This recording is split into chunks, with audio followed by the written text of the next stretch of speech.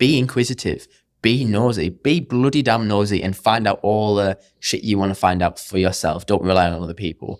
And that's definitely one of my like takeaway advice. I do notice that because you do ask a lot of questions. Yeah, I asked you, I interrogated you for the first 20 minutes. Like, I haven't seen you in a year. Like, Adam, I need to know everything. Tell me now.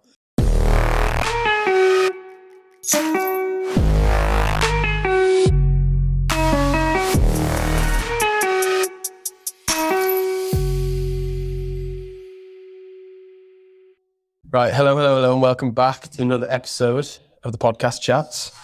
And we have a very, very special guest today. Oliver, welcome back to the podcast.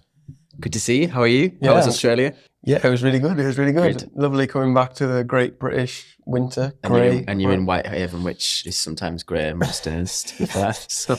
One thing I noticed, I do rate the roller banner. It says Lake District and then Manchester, London. So Lake District, I say, like, every time I'm in an Uber in like London or Manchester and they ask where you're from, like, I just bypass the whole Cumbria thing and say, oh, I'm from the Lake District. And it's so much easier. And then you'll start bonding with the Uber driver over like the mountains and stuff. And they'll say, oh, that's Scotland, isn't it? I said, no, not quite Scotland, but yeah, basically. It's the same conversation over and over. Nobody knows where Cumbria is today. No. But it's funny. Yeah. We were saying before we started, the last podcast was released December 2023, so we probably recorded it like a month or so before, so it's like nearly 18 months ago. So a lot's changed since then. Yeah, a lot's changed. Yeah, definitely. We've done some exciting stuff, but yeah, that's what is that, like 13, 14 months? I don't know. My maths is horrendous. Yeah. So a long time. Yeah, it's been a long time since I've done maths, so don't ask me how many.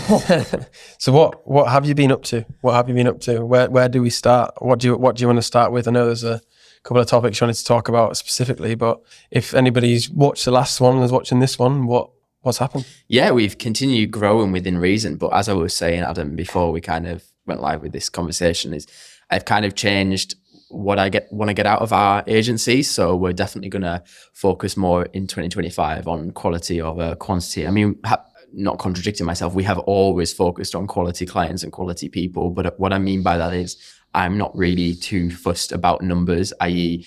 I'm not looking to build a huge team with huge client accounts. Like, that just doesn't interest me because I'm so passionate about working in the business. I love what we do. Like, that is I find like PR and the media world is my calling in life. Like, I've grew up, so I never want to be too detached from that running the business. You know, there's always a saying that people talk about as like entrepreneurs or business owners, it's super important to work on the business rather than in it. Well, I kind of, for me anyways, disagree with that because I just enjoy exactly what we do. And I feel like if I am in it and I'm surrounded by it, I can then find out the errors, the mistakes, and the good things and the bad things. So that's kind of one of the big changes, is that I've stopped focusing on this idea of like growing a huge agency or a really big agency. Like, that just doesn't interest me or bother me. And a big headcount does not equal big impact. Like, some of the impact we drive for our clients just outshines some huge agencies and makes them look shit, frankly. And that goes for like a lot of the cool companies in Cumbria. Like, we collaborate with a number of partners, Creative Hutch being one of them, and their impact as well is like pretty damn impressive, and they haven't got a huge team. And it just goes to show that it's about like people and the team members being really passionate about the work that you're delivering, and not like clients aren't paying for a huge team when actually in reality there's only 2 or 3 people working on the account anyways. So yeah, that's probably one of the biggest changes since December 2023 when we last spoke. It's kind of that focus on building a really good core team, and I'm continuing to kind of sell myself out as a consultant and working really with clients on a very kind of like intimate basis within reason, but like joining them on their premises and being part of those boardrooms. And I always say, like, one of the biggest things I'm passionate about is like, I've gone from the classroom to boardroom in 5 years with zero qualifications, sorry. And yeah, that's something I always hold quite close, and a fact that I'm quite proud of, because I think it's important to show the different paths people can take, and that actually traditional education doesn't fit everyone, and it doesn't need to fit everyone either. So yeah, but we've worked with some awesome clients across all sorts of sectors really in the last 12 months, across property, healthcare. Healthcare's really been a really big one for us. So one of our biggest clients is a huge global healthcare manufacturer. They're worth hundreds of millions of pounds. They operate across all major territories in the world. And we actually collaborate with Creative Hutch on that one. So they deliver quite a bit for them as well. They're a really big client for Creative Hutch, and I love Carol and Vicky, so hopefully they're watching. I both will have to get that Penny Blue dinner booked in soon. But yeah, so it's been a busy 12 months and working on projects all up and down the country. And I think when we last spoke, I was quite conscious about my lack of a work-life balance. I think I'm probably getting there, probably maybe too far the other way now, actually. But that isn't a bad thing, because I think it's important. 2021, 2022 and 2020, I spent I didn't really have my teenage years. It was kind of stripped from me, on my own doing, because I was building the company. So setting the foundations for those 3 years, now that's allowed me to kind of have a bit more freedom and spend a bit more time doing things that I am passionate about outside of work and things like that. And as I said before, like, I love a box at a concert, like, get me in that hospitality lounge. No, definitely. Because we were speaking before about probably a lot of people, to be fair, that camera does need to go slightly up, I'll edit it after, about like growing a team, isn't it? People will just think growing a business is easy, but a lot of people haven't done that before. And doing that comes a lot of time, energy, effort, and it's what you want out of it, 100%. Isn't it, really? And it's like you saying, oh, you've got a good work-life balance now, which you've had to work a lot at, and maybe time to self-reflect on your personal goals and 100%. Business goals and that kind of thing, which is quite cool, because like you say, last time you said you were like burnt out and all that kind of shit. So yeah, it's just an interesting thing for people to maybe definitely hear. And I think the flip side of that is people perceive success as being massive numbers, massive headcounts, multiple offices, and that just isn't the reality. Like, success is, someone's got to pay for that, haven't they? Yeah, but also success is based on the individual, like what they want out of life. And for me, it's about working with really exciting people and brands. And I've worked with some incredible blue chip brands and some really famous people, and that's what gets me going, not the idea of having 6 offices across Europe and 40 full-time members of staff. Like, that just doesn't excite me. The meetings and being involved and being there and the collaborations, that's what gets me going, and that's what success looks like to me.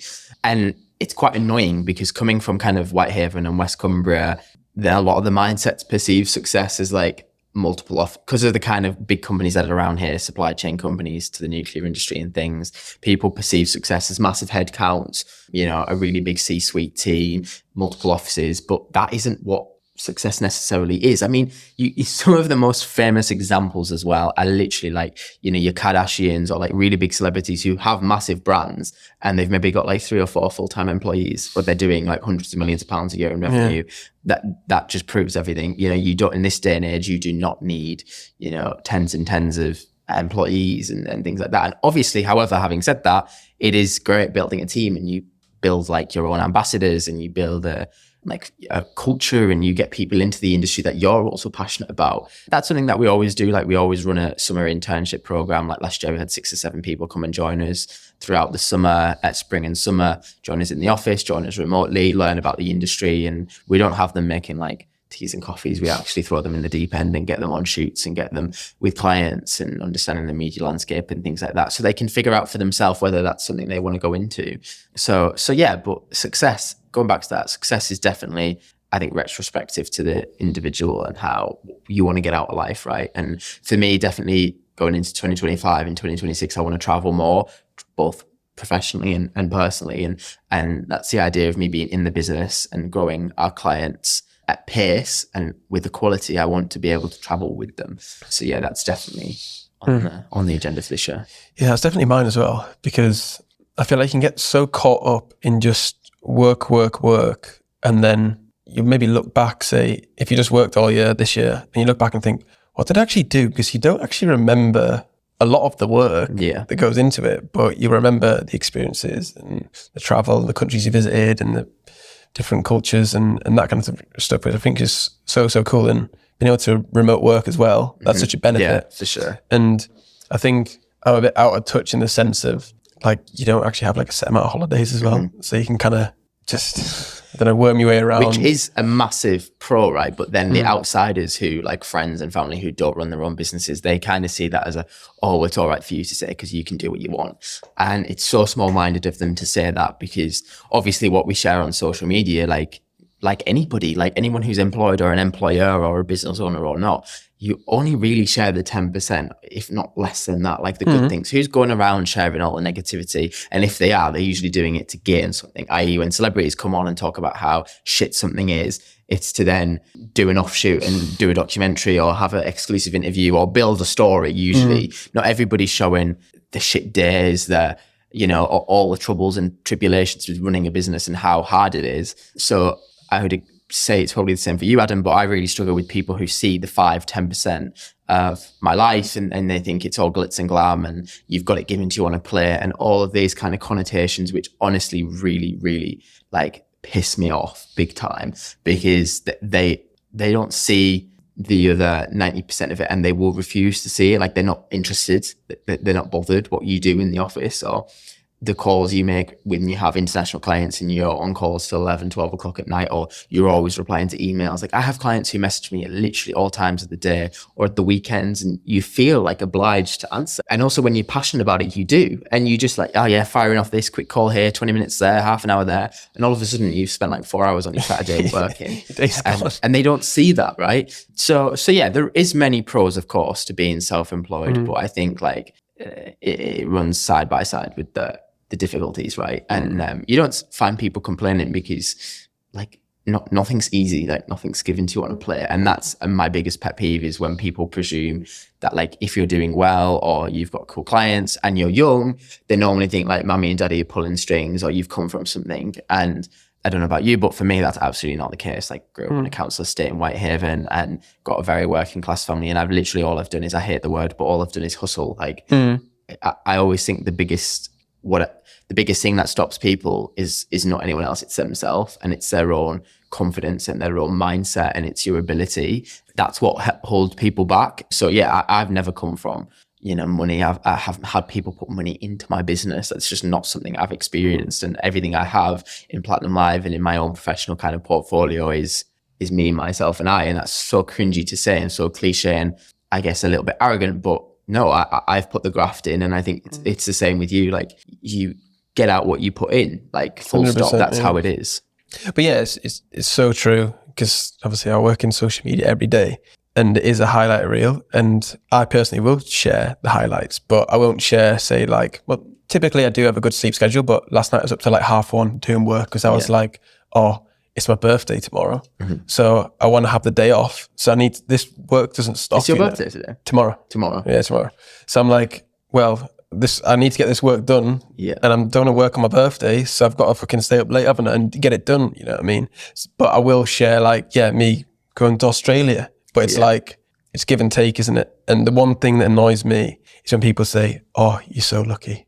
I'm like, yeah, luck isn't real. I'm like, yeah, thanks, but no thanks. Because it's like you're saying, when I had to move back home during COVID with mum and dad and start again from zero, like getting up every single, I don't sound like a sob story because it's not a sob story, because I was still able to go back to mum and dad's house and wake up every day and have like no purpose, no clients, no money coming in and that kind of thing. And then I made the choice to stop drinking alcohol and then remove yourself from those situations. And now it's like, all right. But it's like, you'd maybe see how lucky I am now, but you haven't seen how lucky I've been for the last like 4.5 years. And would you want to put in all those hours to get there? Probably not. 100%. And I actually don't think luck is a thing. Like luck is when you win the lottery or you win a raffle. You do not get lucky in business. I can remember I had an interview last summer with a Business Insider journalist, and we were talking about it. And I said, what's the biggest thing that, she asked me what was the biggest thing I hate that people say to me. And it's oh, you got lucky. What do you mean I got lucky? Like I started an agency in the middle of COVID, a week into lockdown,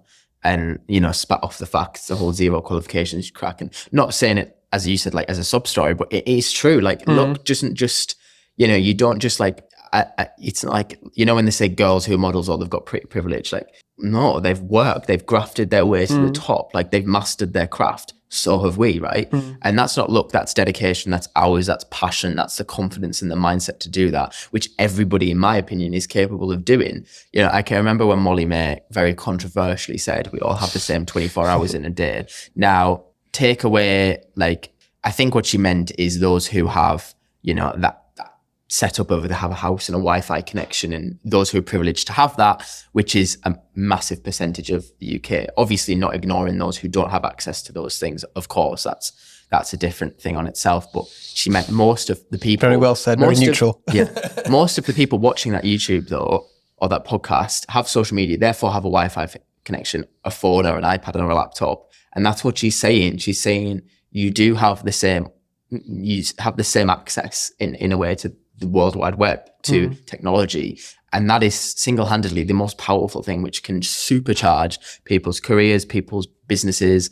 And even like you watch Dragon's Den now, how many like literally like daft stuff, well, not daft stuff, that sounds really thing, but like things which might have started out in people's homes, like a brownie company, and now huge, and they've got warehouses and they're selling up and down the country, like doing overnight shipping and all this kind of stuff. But it started with mastering their craft, putting it on social media, people buying into it, people tagging it. Like that technology piece in digital has really like supercharged the opportunity for people. And I definitely agree that if you've got a Wi-Fi connection and a laptop or a phone, like very little excuses. And that's certainly if you're going down like non-traditional routes. Like I understand that people have to, you know, some industries and some jobs require those degrees and that traditional education route, but there's also a hell of a lot of sectors where that's just not looked at. You know, even when I've been hiring people, I'm like, I want to see them in the flesh. I want to talk to them. Like, who are these individuals? What can they add to the team? Not what they've done at uni. And when I speak to people on my team as well, like, you know, most of them, their degree is completely irrelevant to what they're doing now. And they're just chipping away, paying it off, you know. but uni, having said that, is obviously a massive like social piece for people in terms of growing up and that like maturity and learning and being independent. And especially when you come from like a place like West Cumbria, like it's very closed off, it's very close-minded, it's like very, everybody does the same kind of thing, and there's not much like diversity in terms of jobs and things. So people want to go to uni to seek that kind of like diverse outlook on life, which I would argue is also exceptionally important. But for me, I've been able to get that via traveling for work, meeting clients up and down the country. Like, as I said, 2020, 2021, 2022, I was up and down that West Coast main line on the train for meetings, award shows, networking events. Like, the amount of money I spent on like trains was insane. And I loved it. I picked up so much, and like my Insta stories looked awesome, like in a new city every day. And I haven't actually done much foreign travel since before COVID, but oh my God, have I mastered just about every single city in the UK. It's crazy. And then when I learned to drive, like that was it. I was just everywhere every weekend. And going back to that like schedule as well, you say, like I just do not have a schedule. I'm quite like, that's probably something I need to work on. I quite enjoy doing these chats because it makes me think about things, and my schedule is definitely one that I should work on. But yeah, like I have raging insomnia. I was texting Carrie, my FD, my lady who looks after all of our finances, last night at like 2:30 in the morning, 3 o'clock. And I was like, I was thinking about this, and we're thinking about cutting this area and growing this area and like changing the budget for that. And she woke up, she was like, she's up dead early, like 6 o'clock, 6:30 in the morning. And she said, oh, it sounds like you've got a plan. And I replied to it like 10 a.m. when I like kind of woke up, said, I've got a plan, or I just have raging insomnia, one or the other. And it's so true though, like my mind just never switches off. And although I do have that work-life balance kind of down to a T now, I would argue, I still like when I'm sat at a meal or a dinner, like I'm people watching, I'm thinking about, like looking on this place's socials or their PR strategy and what they're doing online and all that kind of stuff. Like I never like switch off on those ideas, and I'll be writing shit down in my notes, like need to get in touch with them on Monday, like don't forget to do that, don't forget to do that, like all that kind of like subconscious, like always working, always on. And that's the other thing, like I think it's incredibly difficult being in a place like West Cumbria, where when you do something like this, like you in Carlisle as well, you're doing something which is quite different. Like people will have this opinion of you, and they will assassinate you, and they will think you're lucky, and they will think you've got this perfect life, and they use you as a bit of a punch bag for their own shit. And that really hurts. Like I've struggled with my circles of friends over the years. I've got quite a few really, really close friends now who I'm exceptionally grateful for, and some people who I've been friends with for 10 years. But there's been a lot of people come and go, or a lot of people who I now look at and think, I think they're just taking me for a ride. And it hurts like realizing that. But then when you see their actions and their actual true opinion of you, that they think you are just some lucky guy and they want a piece of it, it's like, nah, how have I like told you everything and you still have that opinion, or you still have that view that, you know? And people always say, oh, it's easy for you to say, oh, I'm like, how is it easy for me to say it? Like, oh, you know, if they've got an idea, or if they've got this concept, or they want to go into this particular career in like creative sectors, music sectors, whatever, and they'll say, oh, well, but, and like, oh, it's easy for you. Sorry, what's the difference between me and you? We both come from a very working class West Cumbrian families. Like neither of us, when I was in your position, I didn't have nothing. Like I literally always say I started with 25 quid, 12 of it went to registering the company with Company's House. Like I had a laptop and a Wi-Fi connection. You have exactly the same, like stop with the bullshit excuses. And when I think about like growing or growing in the way I want to, i.e. like quality of quantity, and what I said much earlier on is like the only person stopping me from getting in rooms with brands, or the only people stopping me at the, you know, going on the train and getting to this event or doing that or growing myself or my skills or whatever, is myself. I don't blame anyone else. If like, you know, last time we were talking about the gym and stuff, like I could come up with so many excuses, but I am the excuse. It's like, it's on me. It's my prerogative. It's my get up and go, which is going to stop me going places. And I recognize that, like, the more effort I put in, the more I get out. But the same with the gym and stuff. I just started with a PT a couple of weeks ago, and she's like, and I said, I need the accountability and I need to be shouted at, but also I have in the back of my head that, like, no matter what she's going to do, it's me who gets in the car and goes to the gym. It's me who drives to the office. It's me who works late. It's me who puts the effort in, puts the miles in. So yeah, I can literally talk for England, by the way. Like, yeah, I know. I remember last time. Yeah, it saves me a job anyway. How are you finding the gym? Because last time we spoke, I hadn't even started running yet, and running is my new personality trait. Yeah, I think, you know, my dad always says I should get into running because I love the idea. Honestly, of you like, should.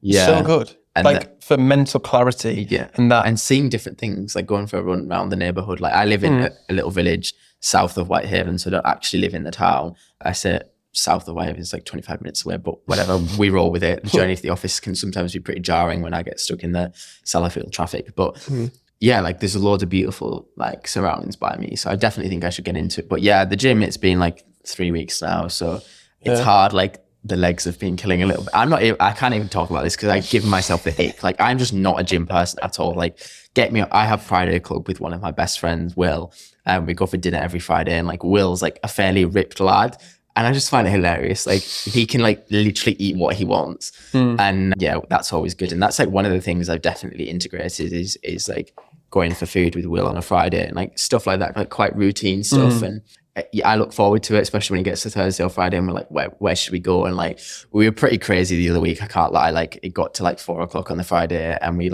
mastered West Cumbria dining scene. Like you've been just about everywhere and it's like, oh, should we try this new spot? And I'm like, no, I actually fancy somewhere that I know is going to be good. You know, like the risk that comes to trying a new spot. I was like, no, I just need good food tonight.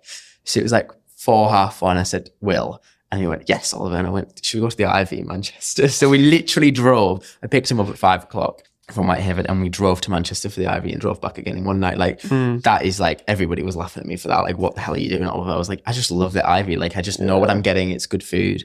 But like those few hours in the car and stuff to unwind on the week and like think about the future and the weekend and next week and stuff, I just really value that, and like having people who will just listen to you and stuff. So that's I think a big part of my new well-being as well, is making sure that I'm very cautious about who's in my circle. Like I said before, about being used and being misread and all the rest of it and judged.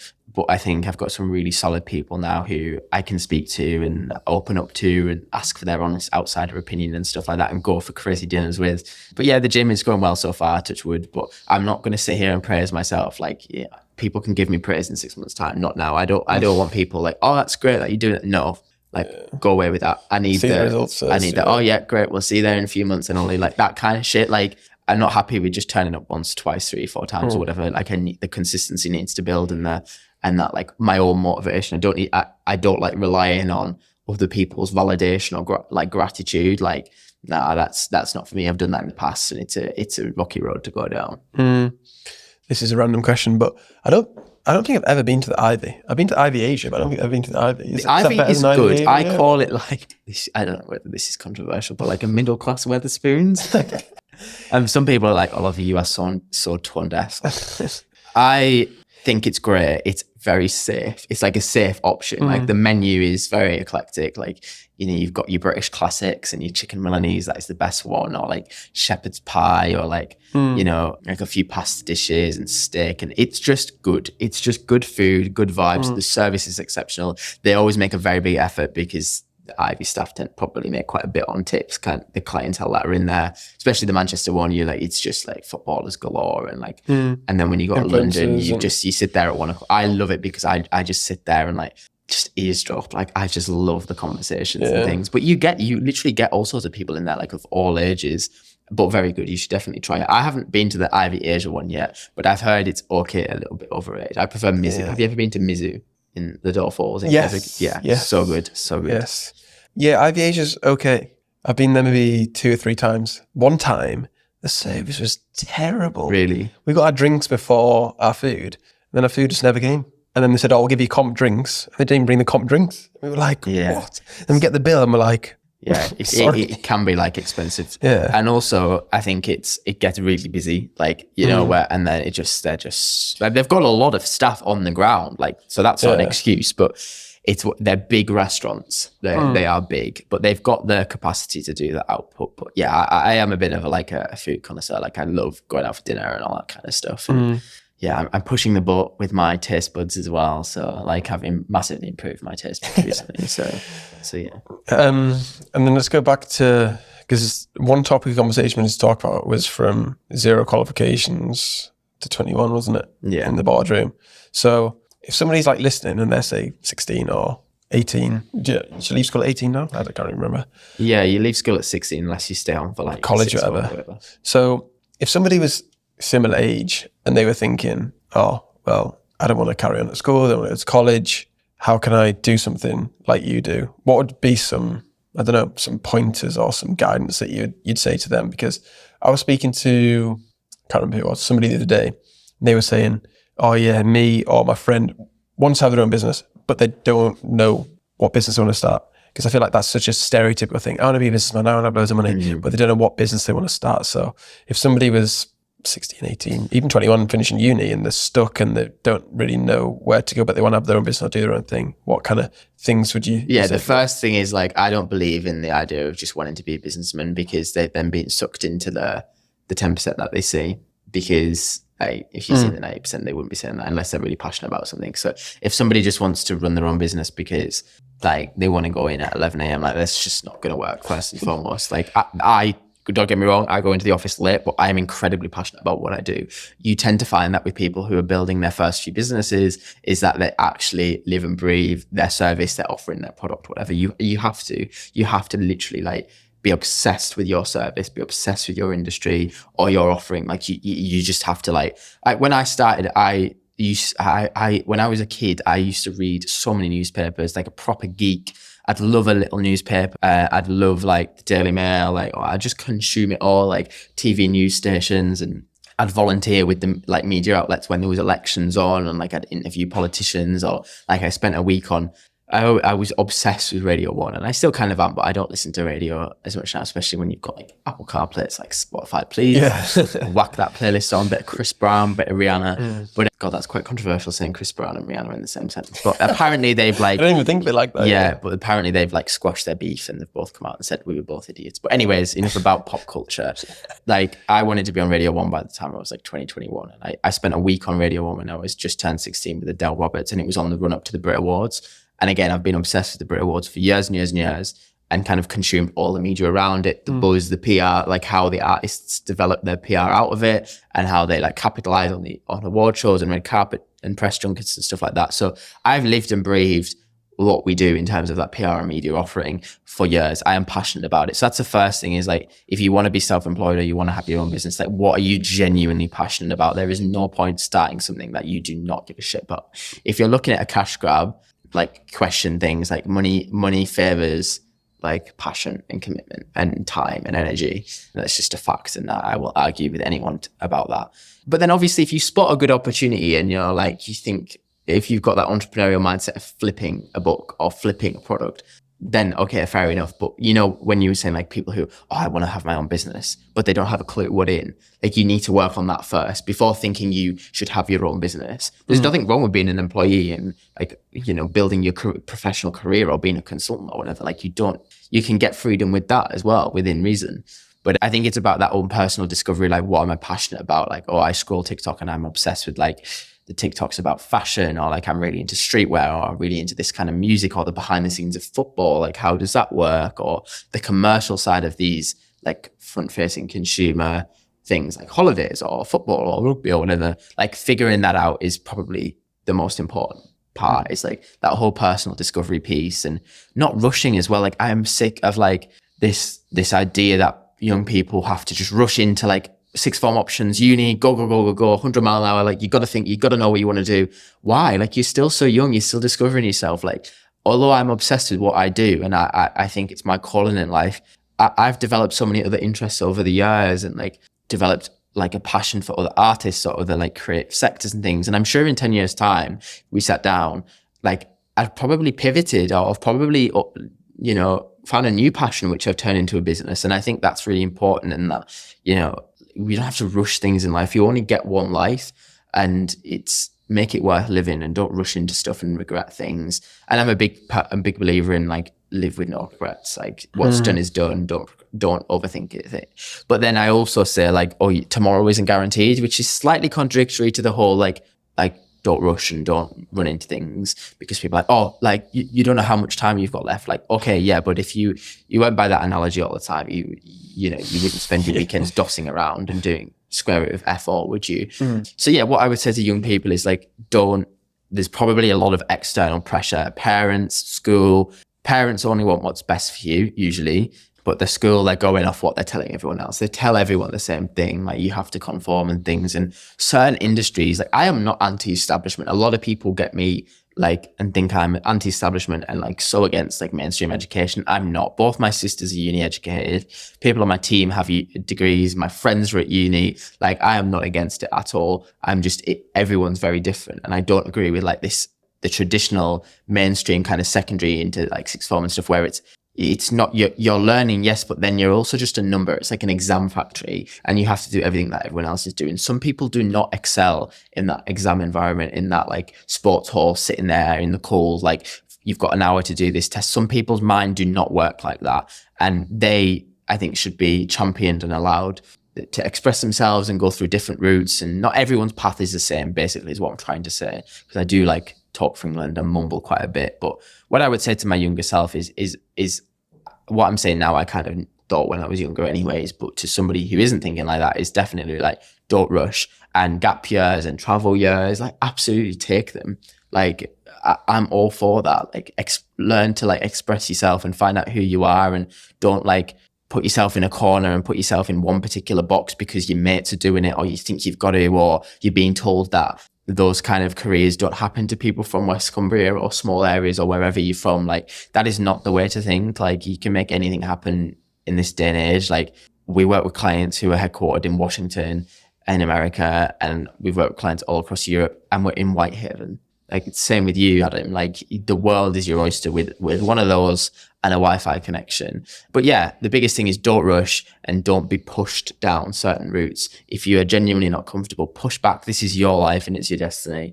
So that's always my biggest piece of advice. There was actually quite a few pieces of advice. Very inspirational.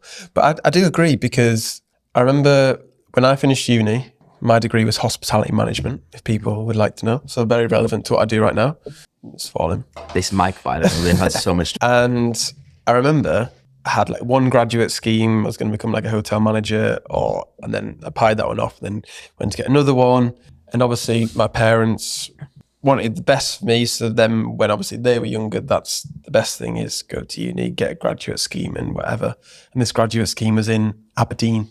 So crazy. You think Cumbria up north is that's in the middle of nowhere. That's in the middle of nowhere, the top of Scotland.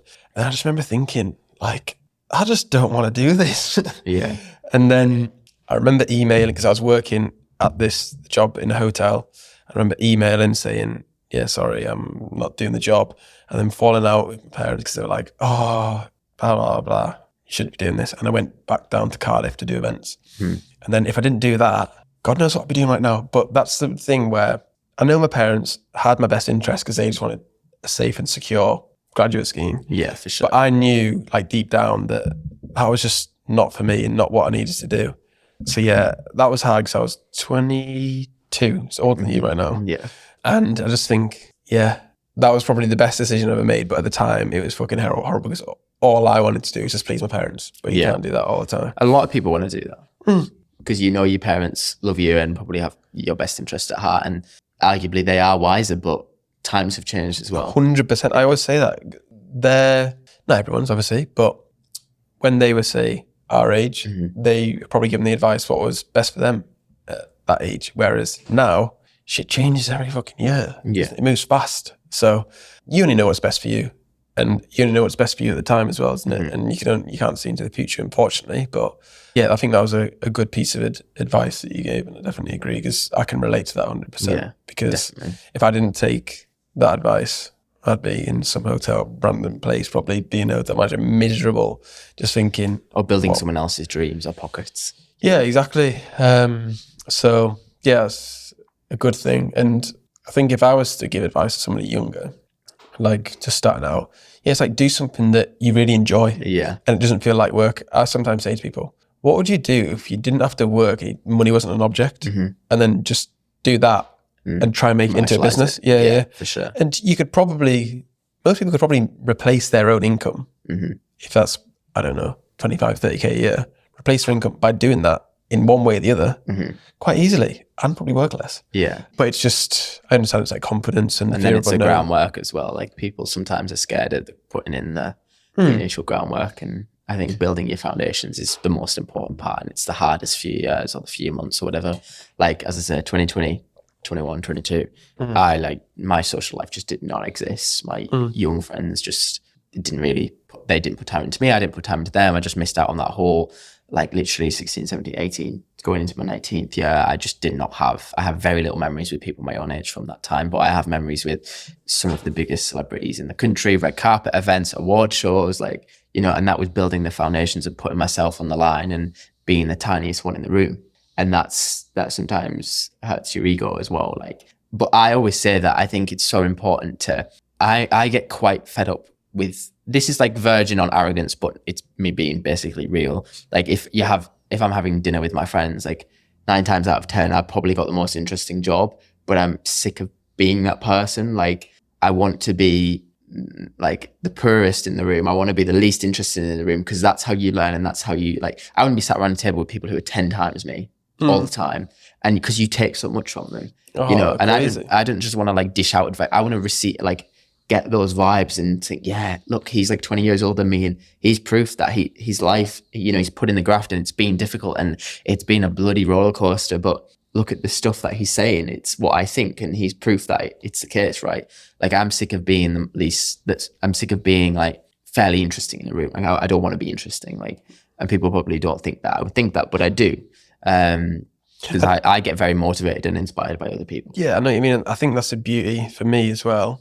Imagine for you working as an agency, and you get to meet so many different interesting people and connections, and you think, especially you think, oh, well, they're this age, they're this far further ahead, and they were further behind than I was at my age. So you think, if I do less than they do, I'll be fucking miles ahead. You know what I mean? So that, like, I get, cause like, it is motivating, because I'm thinking, so if you're technically doing this and that, and you're making approximately this much money, and you've got this much free time, and you started like 10 years after me, I'm like, and it gives you that, like, it gives you that diesel to just keep going. You know what I mean? It gives you that, like, you know, and that's what there's nothing wrong with seeking that either. Like, you've got to seek, it's not validation at all. It's the appreciation for how well you're doing, or the effort you're putting in, versus the effort somebody who you really look up to, but a lot older, and it took them longer to get there. But yeah, I like, that's why I love the diversity of our clients in terms of like the sectors and the senior leaders that we work with, because they've all got very, very different paths. You know, some of the CEOs we work with come from a military background, and I love hearing how they use what they learn in the military and what they experienced in business. And you can see it playing out in real life when I'm in meetings with them.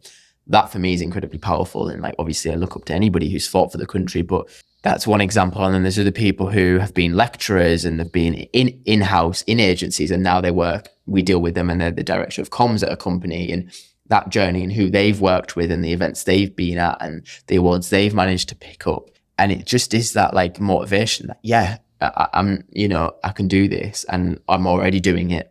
And there's nothing wrong with seeking that. And I think it's important to be in a room with interesting people, like sit in, have a coffee and go on your laptop in the Savoy, in the Ritz, you know, in Claridge's, and like just look around. How do these people act? How do they network? How do they, when you can tell someone's meeting someone for the first time, how do they, you know, get those skills, those personal skills? Because they are so powerful as well. Like, people are incredibly, incredibly powerful, and you've got to master that craft as well. If you want to be in business, you've got to be people person, or whatever the saying is. And I feel like if you're likable as well, you go a long way. Yeah, definitely. If you're not a likable person, people buy into people. Yeah, 100%. And their personalities and their persona. And some people like a bit of diva or a bit of like, I find it funny. Like I can be a right freaking diva sometimes, like, and sometimes I can be cool, calm and collected and very, very professional and head in the game. I've always got my head in the game, I'll say that. But, like that I can do the corporate as much as I can do the like fun agency life. I can walk into a boardroom or I can walk into a festival backstage or whatever and just, I can ace both. And once you've mastered being able to like read the room, biggest thing, read the room, read the people you're around, not act like a kid, not act like a fool, and subtly impress people with your skills, with your communication, with the questions you ask.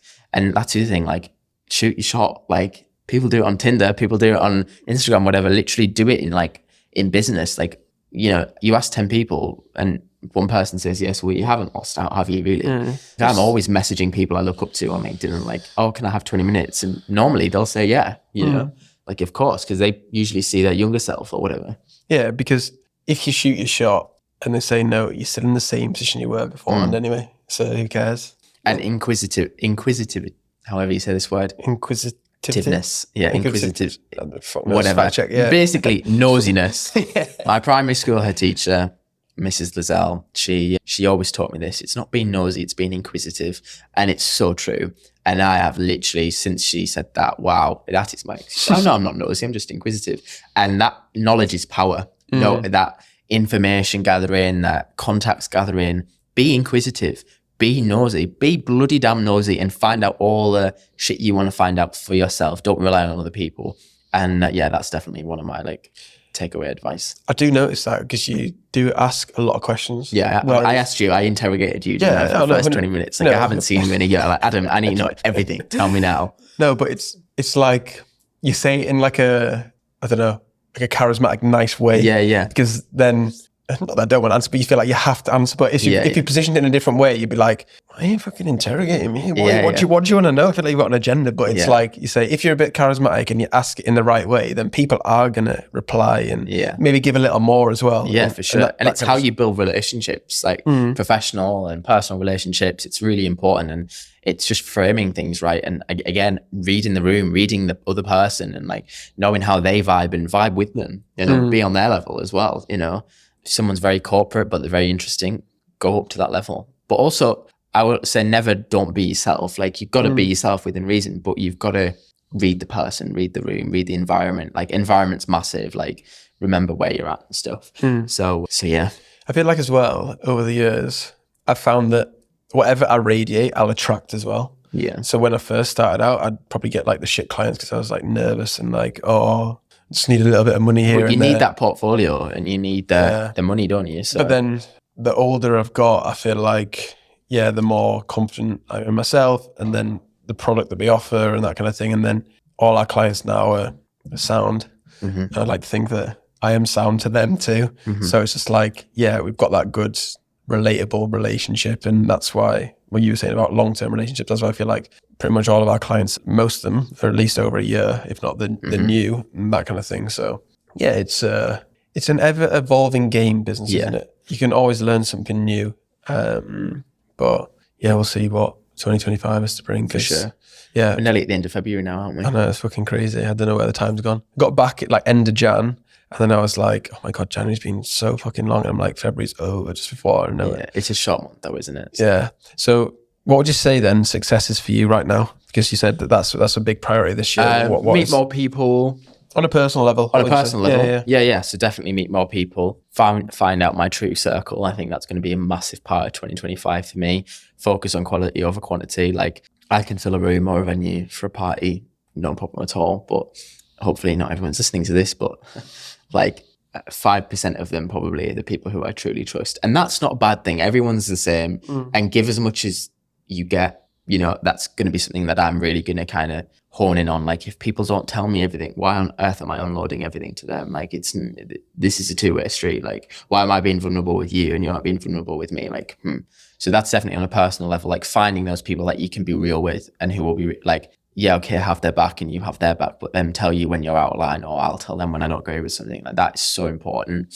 But also having the people who understand your life and they understand that you're busy sometimes or that you have a bit more freedom or whatever. Definitely for me this year, focus more on my health and well-being, like getting out and about. I live in the Lake District, so like literally use what's on your doorstep, Oliver. Like, I need to put that in my head more. Start running. And like, It's yeah, cool. go for a run and then go for a roast dinner at a pub. Who cares? Exactly. Like that balance. Balance is so important. Balance is the perfect thing in life. But yeah, and travel more definitely on a personal level as well as professional. I'll always weave professional in so that my FD doesn't mind it going through. Yeah, business expense, isn't it? Always. Yeah. I saw something that apparently the new Labour government are going to be clamping down on small businesses, putting through personal / business if there's like a discrepancy. And people were saying, why aren't they clamping down on these massive giants who are based overseas? It's because every politician is in bed with all the big companies, no matter left or right. They're all in bed with them. You'll find links to them, and it's just like they always come after the small people. And yeah, politics. God, I'm massively passionate about it. But I don't get into it when I'm publicly speaking because, oh my God, is it controversial nowadays? But yeah, it's just, I always think like, just crack on with it. Like there's going to be rules, there's going to be regulation. Yeah. Just do your own thing, love what you do, and try your hardest. Yeah. Where do you want to travel to? I don't want to travel to. Where's next on the agenda? So this year, definitely going to the south of France. Yeah, definitely. Which isn't actually that too far away. Is it? I want to go to like Monaco and like Nice and that kind of thing. Like I love Monaco. Like go and stop in Nice, maybe do like Saint-Tropez, Monaco, that kind of thing. All the cheap places, yeah. Yeah, all the cheap places, cheap dinner there. Like I definitely want to get out to America in the next 12 months, whether that's like the first half of next year or this year. And Dubai. Dubai is a must this year. Yes. I've got a lot of kind of contacts and friends out there, and I want to go meet them. And have you been before? You know, no, I haven't. I've heard very good things. Yeah. So. I've been twice for a holiday, and I love people's mindset out there. You know. And everything's just so convenient. Yeah. You can't walk anywhere though. No. But it's a crazy place. I've only been for my birthday, not last year, but the 2 years before. Yeah. I think we're going to go end of this year, maybe like October-ish time. Yeah. Again. But yeah, the world over there is just crazy. Yeah. Yeah. That's what I want to experience. I want to have a piece of that pie and see what it's like and go out for a couple of weeks or whatever. And yeah, because I made some good contacts over there when I just started the podcast. It was in infancy, like 10-ish episodes and stuff, and still speak to a couple of them now and that kind of thing. But yeah, there just seems to be so much business and so many people moving over there. I read a stat somewhere like 4,000 millionaires left the UK last year and moved abroad, and I'd imagine a large chunk of them probably went to Dubai. Yeah, obviously tax probably reasons and whatever else, but yeah, Dubai is cool. Where else in America do you want to go to? I'm so interested. LA, okay. Yeah, that's really trivial, isn't it? That's I've really never been like personally. The LA Hollywood dream, whatever. Yeah. But again, like I've always like from the day one I had LinkedIn, I was always like adding people who work over there and in PR and media, and I just want to say I've been to LA. Like it's just cool, isn't it? Like I don't care what anyone says. Oh, it's the American dream, blah blah blah. But it's a cool place. Yeah. And what would you do if you went there? Because, say, me personally, I'd end up in restaurants where there's really big celebs, make friends with the paps and get myself papped and make a story and like that kind of stuff. People got it all planned out. Yeah. Oh, no, I have it all planned out. The restaurants, the people, and I've got quite a few friends who work in like PR and talent representation over there. And I'd like to get more into that. Like I'd like to work with a lot more individuals and stars and get more into that. I'm obsessed with pop culture and entertainment, and I want to get immersed in that world. I love it. I live and breathe it. My TikTok For You page, my Instagram is like, celebs this, celebs that. Like I'm just for it. I just freaking love it. Well, that'd be cool. Yeah, I've never been, but did I tell you I was born in Boston, America? In Massachusetts. Really? Yeah. You're actually born there? Yeah. In the hospital? In Boston, Massachusetts. Really? Yeah. I did not know that. Yeah. I've got an American passport, but it's not active enough to go to the embassy to renew it. So if I wanted to, I could move there and live there, which I did want to do when I was younger. But now America's a bit of a interesting place. It's not really top of the list personally at the moment. But yeah, I've only been with my family. Yeah. So I haven't really been in, I don't know, 5 young and fun kind of thing. Yeah. But yeah, I'd like to go back. We'll see what happens. But yeah, LA would be an interesting place. Definitely. Bump into the Kardashians for sure. Yeah, get Papa then. Yeah, that's Lad from West Cumbria is a new PR for Skims. Yeah, literally. I'd soon farm that out into a press release for sure. Just up your prices by like 200% or something crazy. Literally. But no, I think travel for me as well, it gives me a good reset. So being in Australia for like just less than for like 4 weeks or whatever, gave me time to, and this is what I mean, when you go away for a month, you think, oh, fucking whatever. I had to work so hard before to get everything sorted so I could chill-ish. And I was still working in the morning and nights, but it just gives me like a fresh perspective because, like you say, I'm in the business all the time. So I'm so like in it. And then if I take myself away, different environment, I'm thinking you more learn more, rationally. you pick more things up. Yeah. For sure. So I'd like to think I'm making some better decisions and different decisions now. One of the things is posting on LinkedIn more and Facebook. Definitely LinkedIn's cool. Yeah.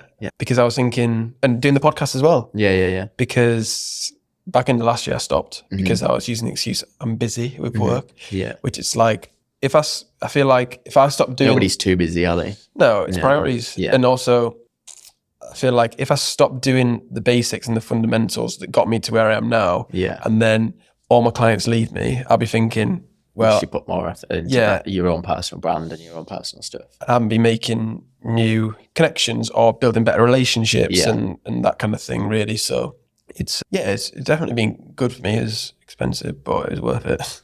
And I'm going to go to Marbella hopefully next month for a few weeks. Marbella? Yeah. That'd be cool. And then got my first marathon in Ibiza. Yes. So we're going to go Marbella. One of my mates is training for it as well. So we're going to train with him for a few weeks and then fly to Ibiza, do the marathon, then fly back. That'd be cool. Yeah. You'll have to vlog that. Yeah. Well, that's the other thing. Yeah. I want to document more of my life. Yeah. And DITL, day in the life. Yeah. So I did buy, have you seen them Osmo cameras? Yeah. Well, one of my really good friends, Molly around here, who's like a bit of an influencer. She's got one and she's got around with it. It's hilarious. So good. So I bought one of them. So vlogged all the Australia trip. I've edited some videos, but haven't posted any yet. Probably post some soonish. But when we go into the beach, I put it in my swim shorts and it fell out and the little camera smashed. Oh shit. But the camera still worked, but just the little screen. So we were vlogging the whole thing without actually looking at ourselves. Which only one of the clips was bad, but I've sent it back to get repaired. So when that comes back, I'm going to do the conscious effort. Yeah, for sure. Because I think... Even when you go to London quite a bit and like filming the podcast that you do down there, that'd be cool. Yeah. Because it's just...